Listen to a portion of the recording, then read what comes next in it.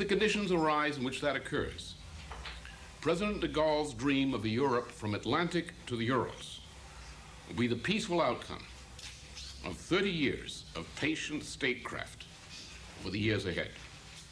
And that durable peace will come to Europe and the world within the lifetime of those graduating from universities today.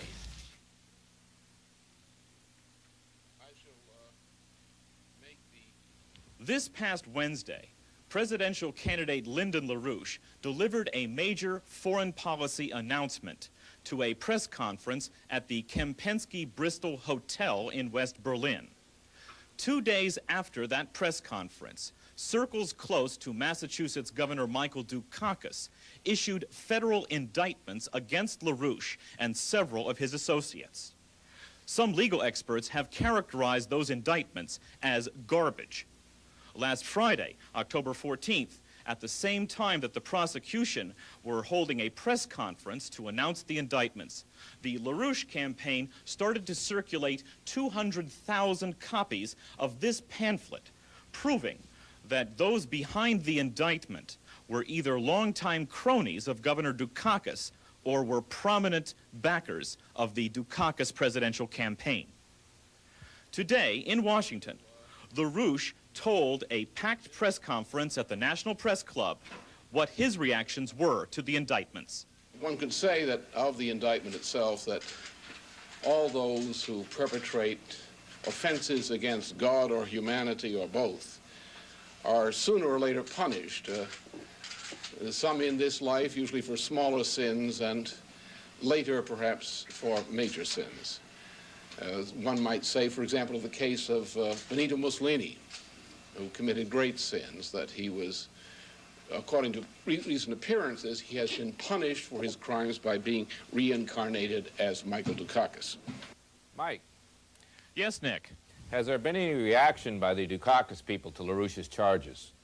Yes, Nick, there has been a very strange reaction. Apparently, the Dukakis campaign is taking LaRouche's joke seriously. WBZ-TV in Boston reports that a Dukakis campaign aide claims that the governor could not be the reincarnation of Benito Mussolini because Dukakis was born before Mussolini died. Thanks for that report, Mike. Tonight, we have as our guest independent presidential candidate Lyndon LaRouche.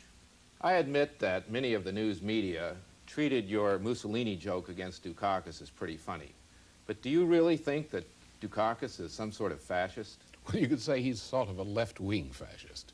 Why? Well, look at Dukakis. Look at his measures in Massachusetts, and look closely at what he explains to be his community measures programs. This is one of the few issues in which Dukakis has been clear in his campaign. What he's proposing is to liquidate both purely private business and government infrastructure programs, and replace those with a special kind of cooperation in which government, private investors, and the state and local communities are running employment projects at extremely low wages. This is a carbon copy of what Mussolini did in Italy. It is what the fascists called corporativism. Well, now let's switch to a different topic. Back in 1986, some of your friends gave a public dramatic performance of the trial of Socrates. Then last year, some international legal investigative commissioners issued a report in which they identified the targeting of you as the third trial of Socrates. Why is it that some people compare your case now with that of Socrates? It was started by the New York Times. A feature article was written by a notorious former communist fellow traveler, I.F. Stone, who argued that Socrates should have been convicted. Investigators who interviewed Stone learned that, in his mind, I was the modern Socrates. According to him, I was the present-day public figure he had in mind. Well, do you yourself accept Stone's comparison? It is a useful comparison. On the positive side, all of my work, whether in economic science, in the fine arts, and in political strategy, is based on the interpretation of the Socratic method adopted by the Christian humanists of the Italian Renaissance period. All of my bitterest enemies, such as Stone and the communists, are in the tradition of those ancient Syrian magi who were behind the trial of Socrates and who ordered also the trial and crucifixion of Jesus Christ later. If one knows European history, there is nothing astonishing in that comparison. Friedrich Schiller, writing as a professor of history at Jena University, said that all modern European history is fundamentally a quarrel between two traditions. On the one side, the tradition of Solon of Athens, a tradition to which Socrates and I happen to belong. On the opposite side, there is the tradition of Lycurgus' Sparta, to which left-wingers like Stone and the fascists belong. However, the friends of Dukakis inside the Justice Department are very conscious of this comparison. According to the evidence which the Justice Department disclosed earlier this year, the government's conspiracy theory is that I am the same kind of what they call authoritarian personality, which the left-wingers accuse Socrates of having been. So when we refer to the massive conspiracy of legal harassment which is being run against me and my friends, the comparison to Socrates is an accurate and useful way of putting the entire picture into perspective. Well, now let's talk about some of your friends.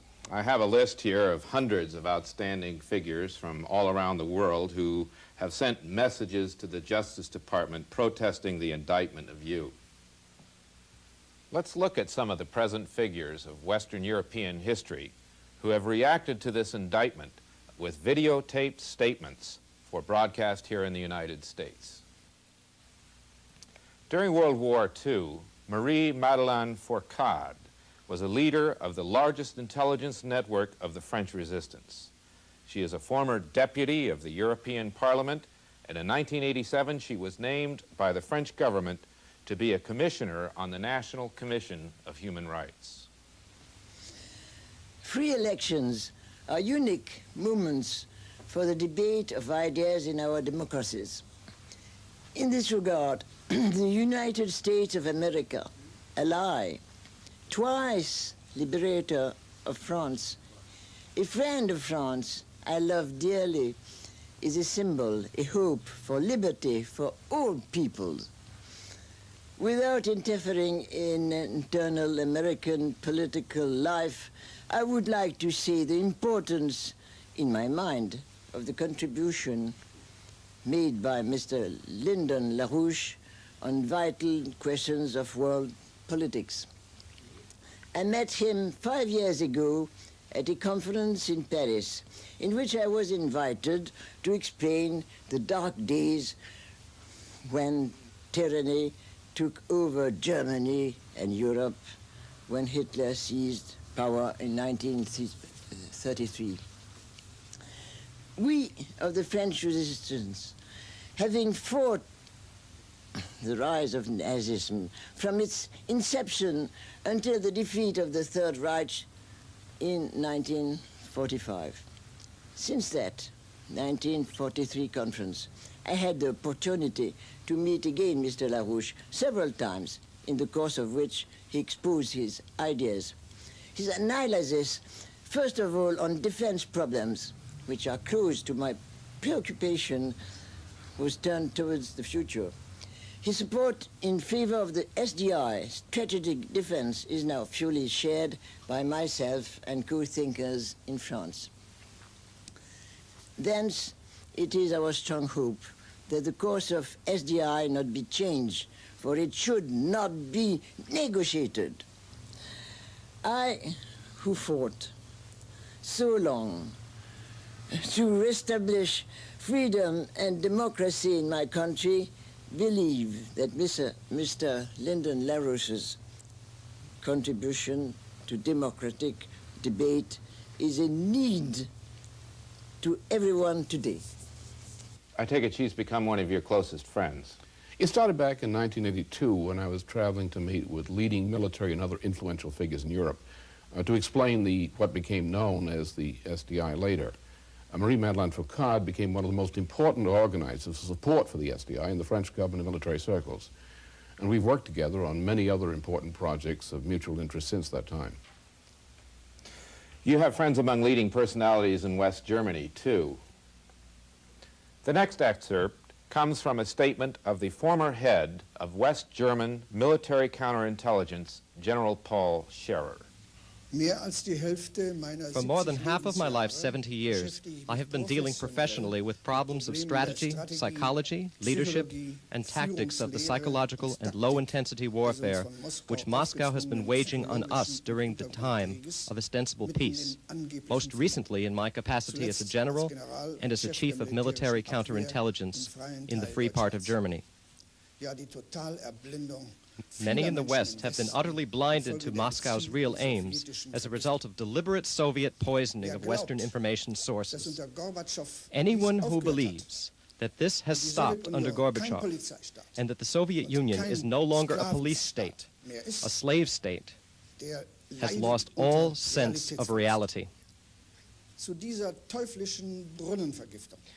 The Soviets' diabolical poisoning of the wells and their cynical strategy of deception includes actions to muzzle, slander, criminalize, and eliminate important vanguard thinkers in the West. Lyndon LaRouche is one of these top-ranking target persons, as many experts have stated. In the global context, the Soviets have classified him as their deadly enemy #1 on the KGB's list of Americans alive today. LaRouche emerged as a dire threat when he developed the idea of the SDI to defend the West, a concept which was adopted by President Reagan in 1983. Ever since then, a campaign of character assassination has been running against him at full throttle. If the accusations leveled against LaRouche were true, we would have to seriously warn against him. But in this I know there is no truth to them. Why am I standing up for LaRouche?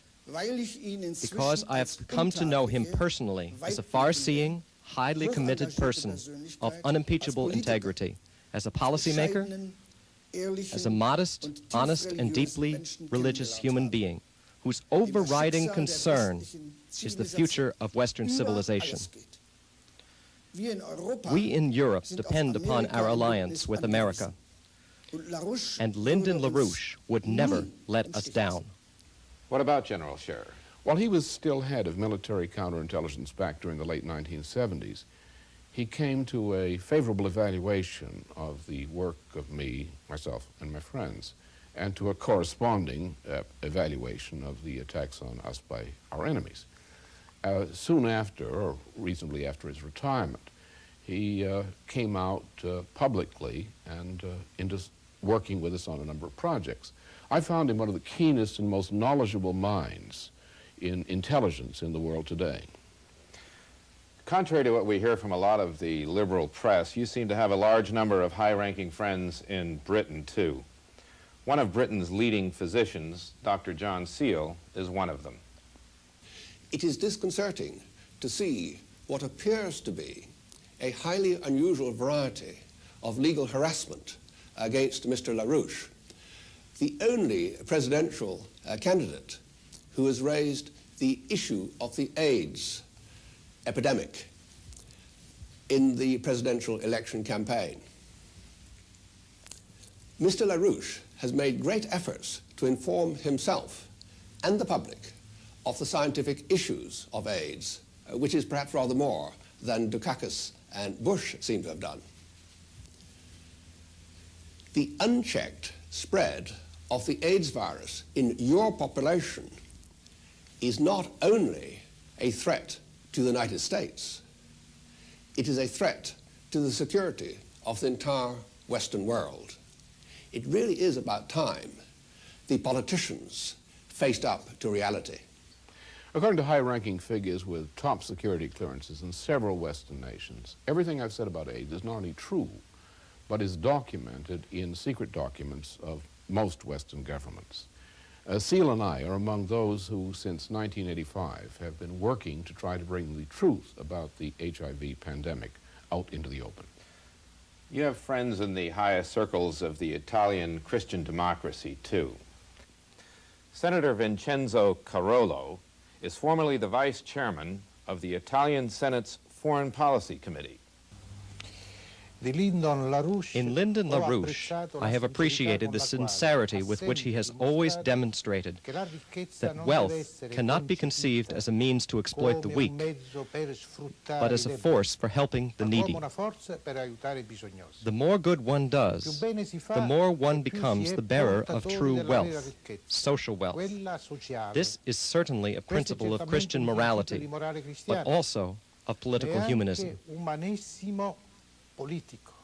This is the reason for Lyndon LaRouche's battles on behalf of the poor countries of the Third World and against the International Monetary Fund's bureaucratic bankers' conception, which is neither human nor solidarist.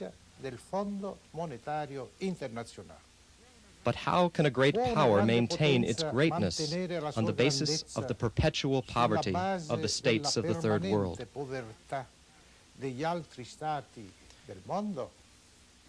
Christian solidarism does not admit this on the moral level, but history itself teaches us that a nation grows and becomes stronger to the degree in which it succeeds in transforming the poor states, which ask for charity, into states which are capable of producing, however gradually, wealth, labor, and exchange of goods in the context of international relations.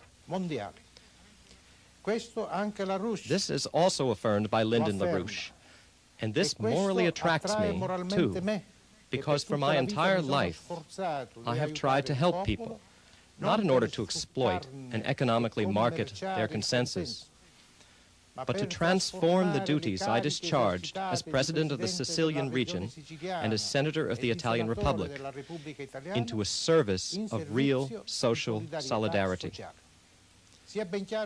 But it should be very clear that this sociology is not Marxist socialism, whose essential goal is not the good of the people, but an elitist government over the people.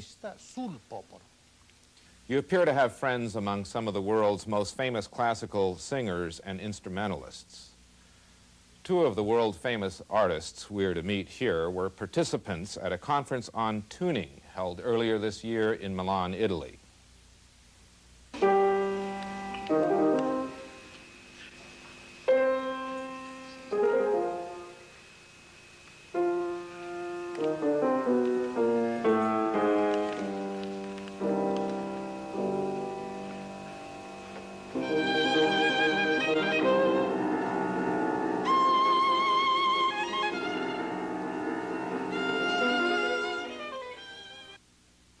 One of the high points of the many presentations at that conference was Piero Cappuccilli's demonstration of the difference between singing the classical repertoire at A440 and the proposed tuning Giuseppe Verdi's demand for A432.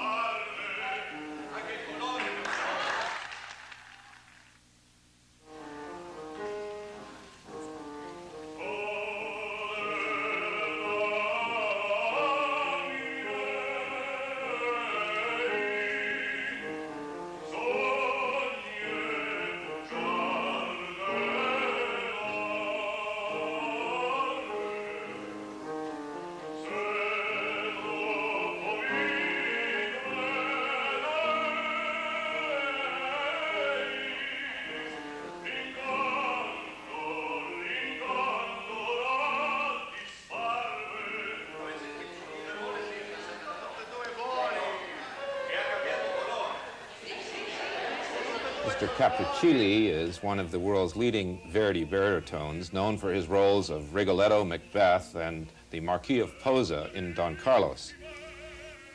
To describe Lyndon LaRouche, I can say that he is a courageous man who has made many initiatives, He is a trustworthy man who has done much for opera, particularly in his support for Verdi's standard tuning pitch, A432, which is the key to safeguarding voices in the future.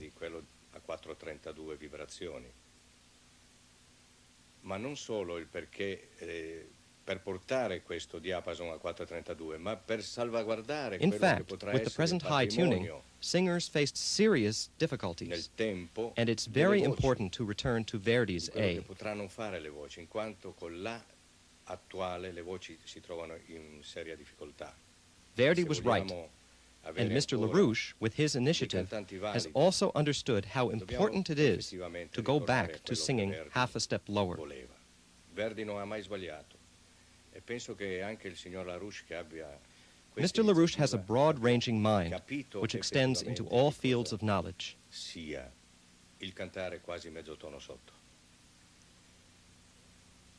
Personaggio molto eclettico questo signor LaRouche. And I must say that LaRouche is a person who knows what he's doing. E devo dire che è una persona molto in gamba. Speriamo che ce ne siano anche. I wish there were more people like him. I take it Norbert Breinen is an old friend.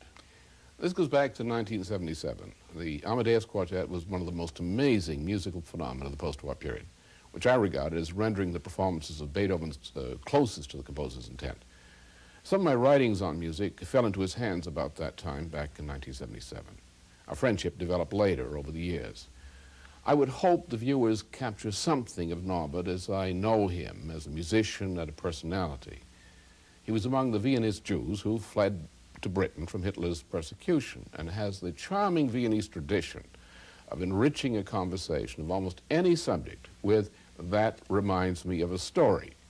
He's an almost inexhaustible repository of the most amazing anecdotes. I met Lyndon LaRouche through my work with the Amadeus Quartet, of which I used to be the leader until one of my colleagues died last year. I was always astonished about Lynn's knowledge about music, which was far above that of many practicing musicians, and certainly way above that of most laymen. He displayed the kind of analytical mind, the kind of truth-seeking which one associates with a real scientist.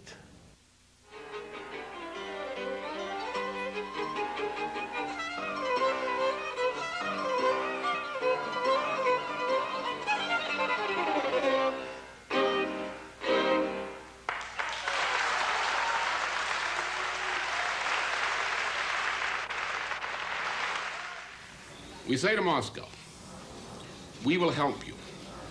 We shall act to establish food for peace agreements among the international community with the included goal that neither the people of the Soviet Union nor the developing nations shall go hungry. In response to our good faith in doing that for you, let us do something which will set an example of what can be done to help solve the economic crisis throughout the Soviet bloc generally. Let us say that the United States and Western Europe will cooperate to accomplish the successful rebuilding of the economy of Poland, a kind of Marshall Plan aid to rebuild Poland's industry and agriculture. If Germany agrees to this, let a process aimed at the reunification of Germany's economies begin. And let this process leading toward reunification be the punctum saliens for Western cooperation in assisting the rebuilding of the economy of Poland. We in the United States and Germany should say to the Soviet bloc, let us show you what we can do for the peoples of Eastern Europe. By this test in Poland, which costs you really nothing, let you discover and judge by the results whether this is a lesson you wish to try in other cases. Your Berlin press conference has created quite a stir. As you predicted, Gorbachev reacted almost immediately, and Henry Kissinger recently picked up a similar line at one of his press conferences. We also have a message on this subject from the Polish government in exile in London. In a period of time where the Soviet Empire is undergoing a devastating food and economic crisis, the Polish government in exile believes that all Americans of Polish origin would support a candidate for President of the United States who would commit himself to the following 4 points. 1. A firm no to the 1945 Yalta betrayal of Poland and the nations of Central and Eastern Europe, and any future sinister dealings with the Soviet Union. 2. Ensuring free parliamentary elections in Poland. 3. A large-scale United States and Western assistance to the private sector of Poland's economy, especially for Poland's individual farmers. And 4. No reductions in United States troop strength, nor in the American military commitment to defend Europe in the light of the present Soviet military threat. Whether Moscow accepts your proposal or not, at least you have Gorbachev talking about it publicly. It's time to end amateur night at the State Department and develop a U.S. foreign policy of which U.S. Secretary of State John Quincy Adams would not be ashamed.